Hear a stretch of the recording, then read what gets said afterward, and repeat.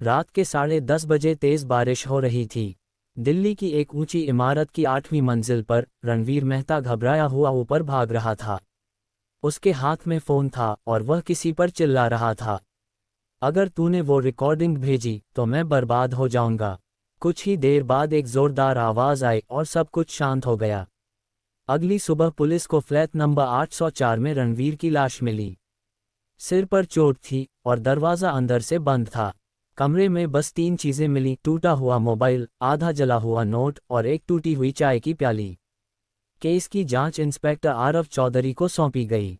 आरव ने कमरे को ध्यान से देखा और कहा, ये कोई आम हत्या नहीं, कोई बात छिपाई जा रही है। 3 लोग शक के घेरे में थे।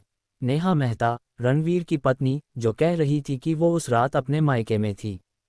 अमन खन्ना, रणवीर का बिजनेस पार्टनर, जिसने कहा कि उनका झगड़ा हुआ था पर वो निर्दोष है। और रिया शर्मा, रणवीर की सेक्रेटरी, जिसने बताया कि रणवीर पिछले कुछ दिनों से बहुत डरा हुआ था, वो कह रहा था कोई उसे ब्लैकमेल कर रहा है।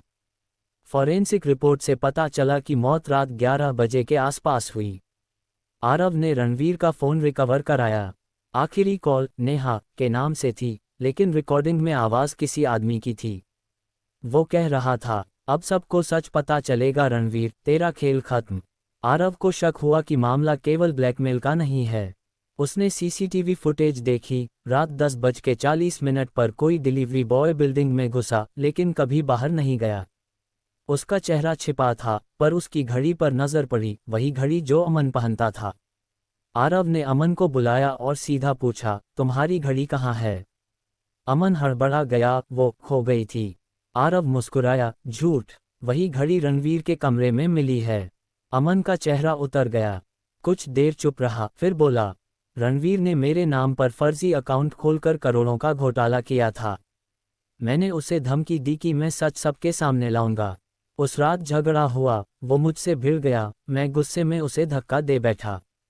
उसका सिर दीवार से टकराया और वो मर गया।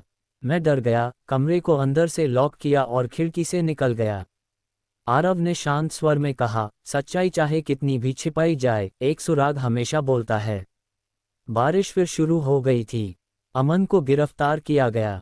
रणवीर की टूटी हुई मोबाइल स्क्रीन अब भी कमरे में पड़ी थी, उस पर आखिरी कॉल चमक रही थी।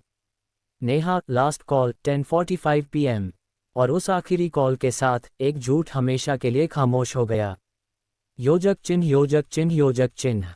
बुलेस आई नैतिक संदेश। सच को छिपाने की कोशिश करने वाला अंत में उसी के नीचे दब जाता है।